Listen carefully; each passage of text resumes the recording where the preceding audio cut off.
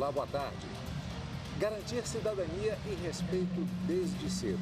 Esse é o objetivo do Plano pela Primeira Infância, uma medida que o Judiciário tem buscado implantar em todo o país. Em Lusiânia, em Goiás, essa iniciativa deu tão certo que o município teve um reconhecimento mundial. Eu sou Carlos Eduardo Cunha e no Jornal da Justiça de hoje você vai conhecer esse projeto e vai conferir também. O ministro Alexandre de Moraes, do Supremo Tribunal Federal, vota pela condenação de mais 29 acusados de envolvimento dos atos antidemocráticos de 8 de janeiro. O governador de Alagoas, Paulo Dantas, pede ao Supremo Tribunal Federal que declare inconstitucionais cláusulas de acordos extrajudiciais firmados pela Braskem com órgãos públicos. No Ceará, um projeto desenvolvido pelo Judiciário oferece a pessoas em situação de vulnerabilidade social a oportunidade de tirar documentos de graça. Um verdadeiro cidadão.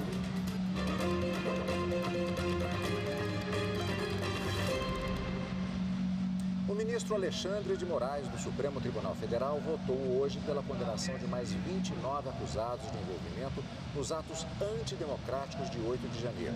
O ministro, que é o relator dos processos penais abertos a partir de denúncias apresentadas pela Procuradoria-Geral da República, propõe penas que variam de 14 a 17 anos de prisão, além de danos morais coletivos no valor de 30 milhões de reais. Os casos começaram a ser julgados no plenário virtual e a análise vai terminar no dia 5 de fevereiro, se não houver pedido de vista. Os acusados respondem aos seguintes crimes: abolição violenta do Estado Democrático de Direito, golpe de Estado, associação criminosa armada, dano qualificado e deterioração de patrimônio tombado. O Estado de Minas Gerais teve o prazo de adesão ao regime de recuperação fiscal prorrogado por mais 120 dias.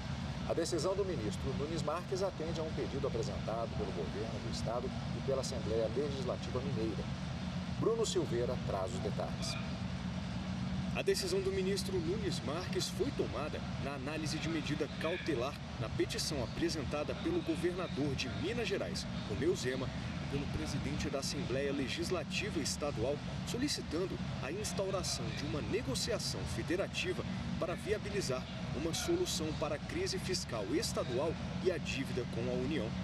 No próximo dia 20, termina para Minas Gerais o prazo de 12 meses do contrato de refinanciamento dos valores não pagos previstos pela lei que aprovou o regime de recuperação fiscal. Com a prorrogação do prazo pelo ministro Nunes Marques por mais 120 dias, a negociação federativa vai ser feita pelo governo mineiro e a União, com participação do Congresso Nacional e do Ministério da Fazenda. No pedido, os representantes de Minas Gerais informaram que o Estado está elaborando um plano de recuperação fiscal e a não amortização da dívida aumenta o saldo devedor. Para Nunes Marques, a concretização deste plano por parte do governo mineiro é indispensável para reverter a situação fiscal do Estado. E o STF não pode deixar de adotar medidas para reestabelecer a paz federativa e a harmonia entre os poderes. Nunes Marques também especificou que a prorrogação do prazo deve ser acompanhada por contrapartidas mínimas do Estado de Minas Gerais durante a negociação. O governador de Alagoas, Paulo Dantas, pediu ao Supremo Tribunal Federal que declare inconstitucionais cláusulas de acordos extrajudiciais firmados pela Braskem com órgãos públicos, que dão quitação ampla, geral e irrestrita à empresa pelos danos causados por sua atividade de mineração. Segundo o governador, Alagoas vive a maior tragédia socioambiental em área urbana do Brasil, que é o afundamento do solo de 5 bairros de Maceió, causado pela extração de salgema pela Braskem. Na ação, o governador Paulo Dantas afirma que os acordos foram celebrados sem a participação de todos os entes federativos diretamente afetados. Segundo ele, o objetivo da ação não é invalidar todos os termos, apenas as cláusulas que impedem a integral reparação dos direitos afetados pelos ilícitos praticados pela Braskem e as cláusulas que autorizam a mineradora se tornar proprietária e explorar economicamente a região por ela devastada. Um convênio entre o Judiciário do Rio Grande do Sul e a Secretaria Estadual de Saúde garantiu à população do estado um novo hospital para tratamento de pacientes com câncer. O repórter Matheus Beck tem as informações. A Associação Hospitalar Vila Nova inaugurou um novo centro oncológico para o tratamento de pacientes com câncer.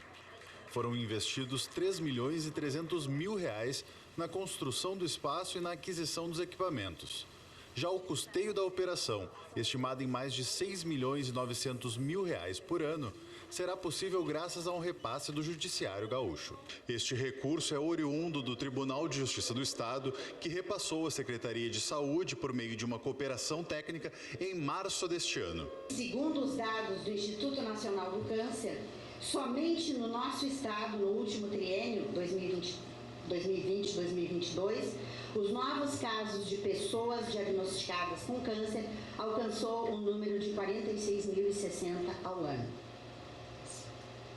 De sorte que este centro de oncologia qualificará o atendimento, a parcela desses pacientes, assegurando qualidade de vida e saúde à população gaúcha.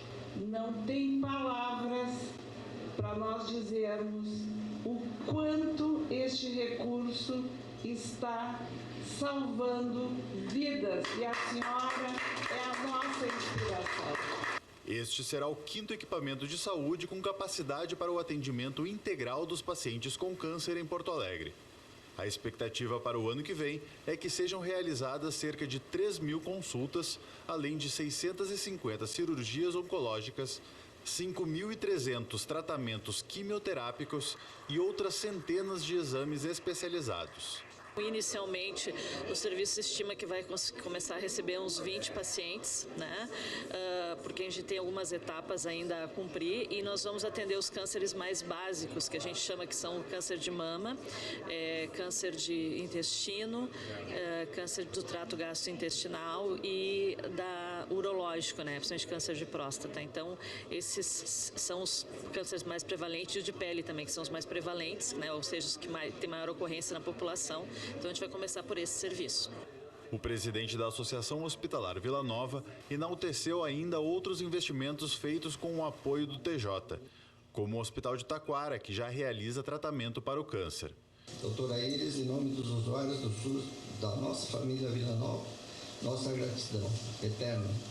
Tenha certeza que cada centavo dos R$ 6.518.403,50 serão gastos e investidos no Centro de Oncologia Manu. Muito obrigado. A terceira turma do Superior Tribunal de Justiça decidiu que intempestividade de recurso deve ser afastada quando decorre de informação errada no sistema do tribunal. Mais informações com a repórter Marina Campos. O processo teve origem quando o Ministério Público de Minas Gerais ajuizou ação de destituição do poder familiar e anulação de registro de nascimento contra a mãe e o suposto pai de uma criança. O juízo de primeira instância julgou o pedido procedente e determinou o afastamento da criança do convívio familiar. As partes rés apelaram ao Tribunal de Justiça de Minas Gerais, mas o recurso não foi conhecido pelo TJ, sob o fundamento de que havia sido interposto fora do prazo legal. No STJ, o relator do caso na terceira turma, ministro Marco Aurélio Belize, esclareceu que o Estatuto da Criança e do Adolescente prevê para a destituição do poder familiar o prazo recursal de 10 dias corridos. No entanto, o prazo informado aos recorrentes pelo sistema do TJ de Minas Gerais foi outro. Ao entender que os recorrentes foram levados a erro pelo próprio sistema judiciário, que contabilizou o prazo recursal de forma equivocada, o ministro determinou o retorno do processo ao tribunal de origem para que julgue o caso. Para a terceira turma, em tal situação, reconhecer a tempestividade do recurso significa prestigiar o princípio da boa-fé objetiva. E no próximo bloco a gente confere a iniciativa do Poder Judiciário em Goiás, que foi reconhecida pelas Nações Unidas. A gente volta em instantes.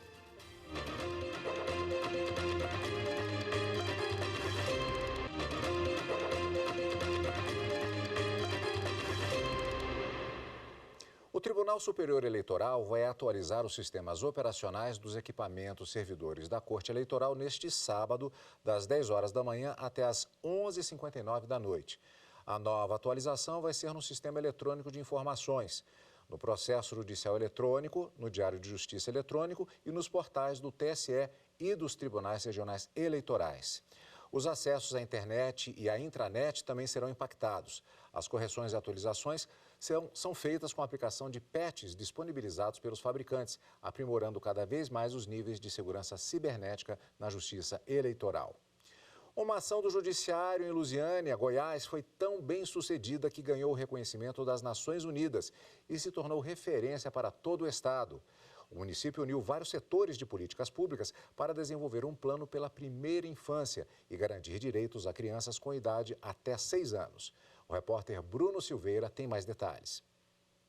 É na primeira infância que as crianças começam a descobrir o mundo e entender a vida. Dos bebês às crianças de até 6 anos, todos precisam de cuidados e proteção. E em Lusiânia, Goiás, vários setores da política pública se uniram para implementar esses e outros direitos para estes pequenos e pequenas. O Plano Municipal pela Primeira Infância é pioneiro no estado. Foi instituído em 2022 e reúne 21 instituições do município, entre públicas e da sociedade civil.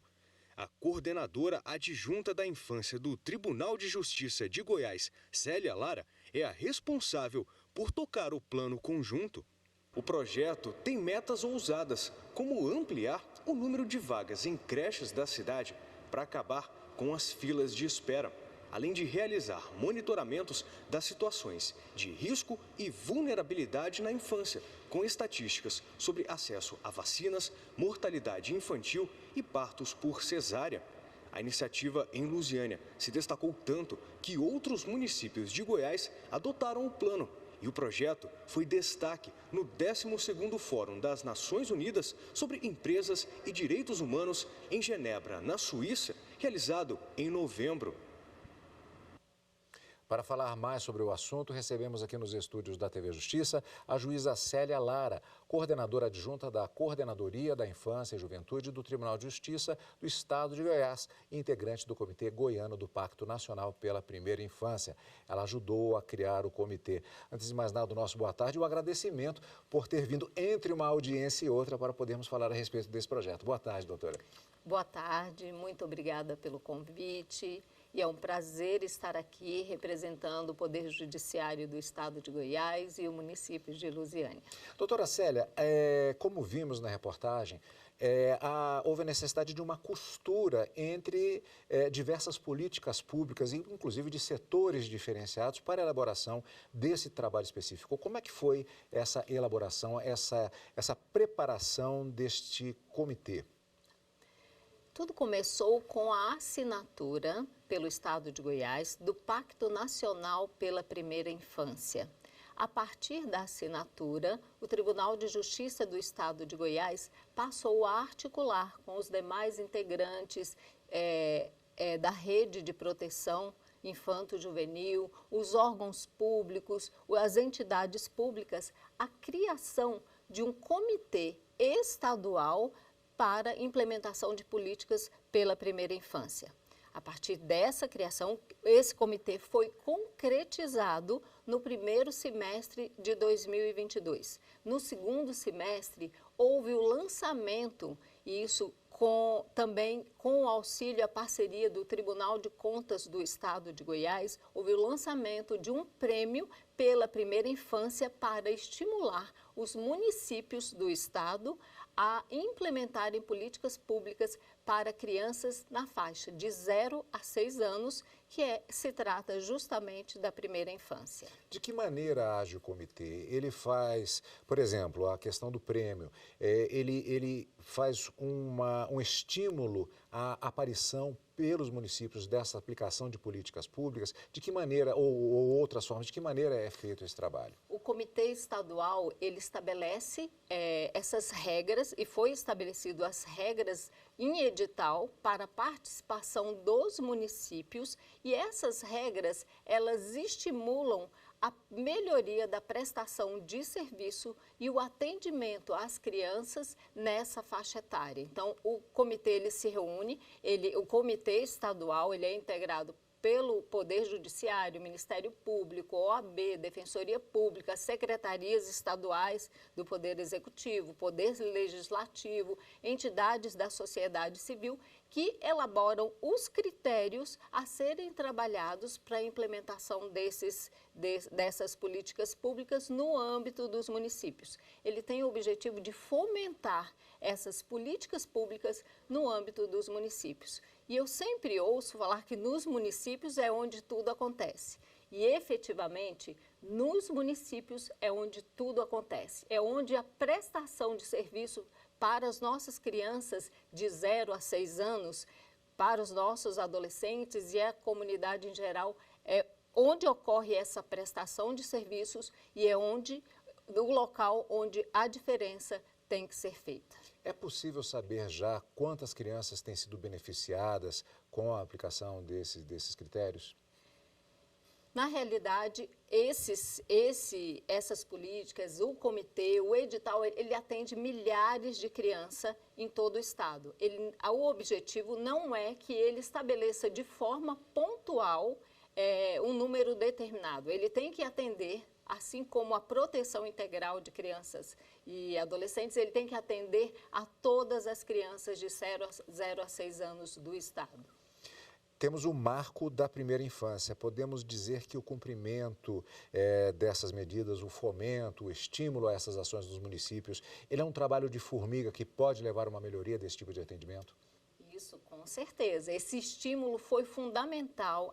O estabelecimento do comitê estadual foi primordial, assim como o lançamento do edital, para que os municípios pudessem alavancar essas políticas públicas no âmbito das suas cidades. Lusiânia, que fica no entorno do Distrito Federal, no entorno sul, foi a primeira cidade do estado de Goiás a implementar o Plano Municipal pela Primeira Infância, que foi fruto de uma construção coletiva de toda a rede de proteção infanto-juvenil. Eu tenho muito orgulho de dizer que eu faço parte, que eu sou integrante do Comitê Intersetorial de Políticas Públicas para a Primeira Infância. Nesse Plano Municipal de Lusiânia, que foi lançado em 31 de maio de 2023, nós estabelecemos metas e estratégias, é um plano decenal para cumprimento em 7 meses, 1 ano, 3 anos, 5 anos, 7 anos e 10 anos. E nós esperamos que possamos alcançar essas metas para que as nossas crianças tenham, no município de Lusiânia, que elas alcancem a segunda infância, alcancem a adolescência e a vida adulta de uma forma integral, protegida e saudável. É claro que o principal retorno é exatamente verificar-se o atendimento às crianças, mas um reconhecimento como esse da ONU sempre é importante, inclusive do ponto de vista político, para a continuidade do trabalho.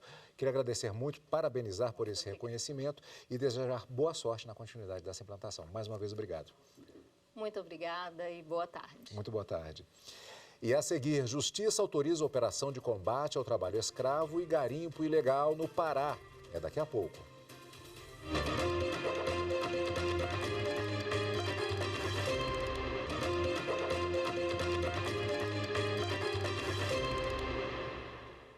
Com autorização da Justiça, a Polícia Federal e o IBAMA deflagraram a Operação Sítio Boa Sorte na região sudeste do estado do Pará para combater trabalho escravo em um garimpo ilegal.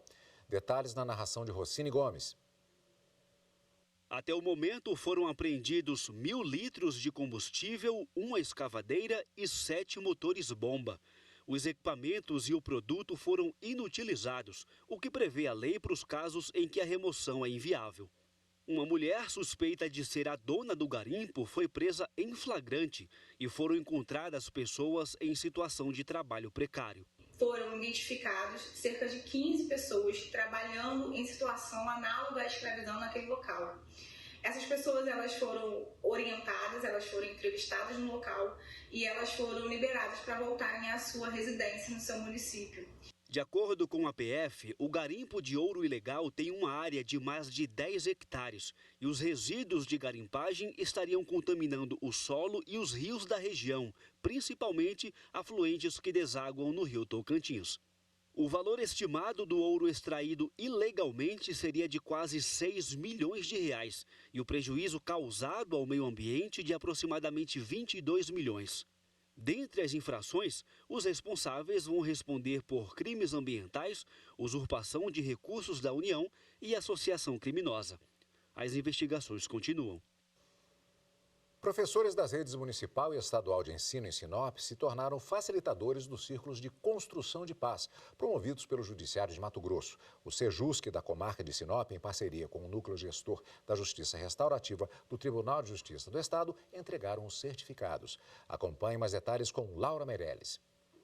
106 professores e professoras das redes municipal e estadual de Sinop finalizaram o curso de facilitadores de círculos de construção de paz. Esta é a segunda turma formada no município e os novos facilitadores receberam a certificação diretamente das mãos da presidente do Tribunal de Justiça de Mato Grosso, desembargadora Clarice Claudino da Silva. A coordenadora do Núcleo da Justiça Restaurativa da comarca e juíza da 2ª Vara Criminal, Débora Roberta Paim Caldas, também participou do evento. Com isso, no próximo ano, nós teríamos um projeto muito grandioso envolvendo grande parte das escolas do município e do estado, com professores dentro das suas salas de aula, aplicando essa técnica de círculo de construção de paz. Para realizar o projeto, o Judiciário firmou parceria com a Prefeitura Municipal. É algo que vai beneficiar dentro do espaço escolar, não só dentro do espaço escolar, mas ele beneficia também as famílias, né? Então, todas aquelas pessoas que estão envolvidas com os círculos de paz, nós vimos com bons olhos, porque é um benefício, principalmente quando a gente fala aí em conflitos, né? Uma das prioridades da atual gestão do tribunal é a expansão da prática de uma justiça mais inclusiva, pacificadora, humanizada e acessível a todos os mato-grossenses. Um programa do Tribunal de Justiça do Ceará tem garantido cidadania a pessoas em situação de vulnerabilidade social. Veja como esse trabalho é feito na reportagem de Pamela Lemos. O Luiz de Souza Duarte demorou 58 anos para se sentir parte da sociedade. Um verdadeiro cidadão. Vivendo em situação de rua, ele somente conseguiu ter acesso à certidão de nascimento durante a ação do projeto Caminho da Visibilidade, iniciativa do TJCE para pessoas em situação de vulnerabilidade social. Apareceu aqui, o pessoal tinha um documento, né? Eu apareci aqui, frequentava aqui há muito tempo já, nessa situação de rua aqui, né? O galpão. Aí apareceu o pessoal, aí eu consegui. Ele agora faz planos para ter uma vida melhor. Aposentado, né, que eu sou da presidente, né, agora secretário, né, sair da rua, pô. O Luiz não é o único a comemorar a conquista. Aos 78 anos, o Romualdo de Lima Jorge sabe bem as consequências da falta da certidão de nascimento. Pregado nunca me preguei. Só fazia bico. Só exatamente, tapar peixe pros outros. Amiga da família de Romualdo, Diana conta que as dificuldades aumentaram durante a pandemia da Covid-19. Até para tomar a vacinação da Covid, até agora ele só tomou uma, por conta de falta de documento. Então a sensação agora de alívio mesmo, bem-estar e gratidão.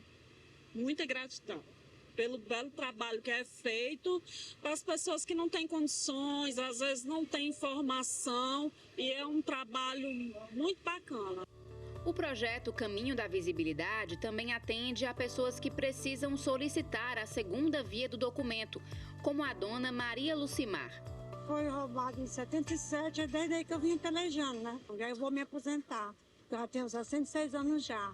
Aí preciso do documento, né? O projeto Caminho da Visibilidade foi instituído pela Corregedoria Geral da Justiça do Ceará em agosto de 2022. Considera o elevado número de pessoas em situação de rua e vulnerabilidade social sem registro de nascimento. Elas são impedidas de ter acesso a políticas públicas, como atendimentos de saúde e programas sociais. A iniciativa foi idealizada pela juíza Sônia Abreu, da 1ª Vara de Registros Públicos de Fortaleza. Do lançamento até março de 2023, foram preenchidos 374 formulários e entregues 213 certidões. O trabalho que começa nas ruas segue aqui no Fórum Clóvis Bevilacqua, onde funciona a primeira vara de registros públicos de Fortaleza. Os servidores da unidade promovem as medidas necessárias para garantir que as certidões sejam entregues a todas as pessoas que procuram a justiça. Existe o princípio da unicidade, o que significa dizer que a pessoa só pode ter um registro de nascimento. E a pesquisa é justamente para a gente verificar junto aos cartórios se aquela pessoa já foi registrada ou não. Se ela tiver sido registrada, a gente tenta tirar uma segunda via. Se não, é que a gente determina que seja feito o registro de nascimento. A ideia do TJCE é dar continuidade ao projeto. Esse projeto ele atende a um dos propósitos que o CNJ previu com a Política Nacional de Atenção às Pessoas em Situação de Rua. A gente sabe que o número de pessoas em situação de rua tem aumentado no país inteiro. A existência do Poder Judiciário não tem sentido se não for para atender a todas as pessoas que precisam do Judiciário. O Jornal da Justiça fica por aqui. Obrigado pela companhia, uma ótima tarde e um excelente fim de semana. Tchau!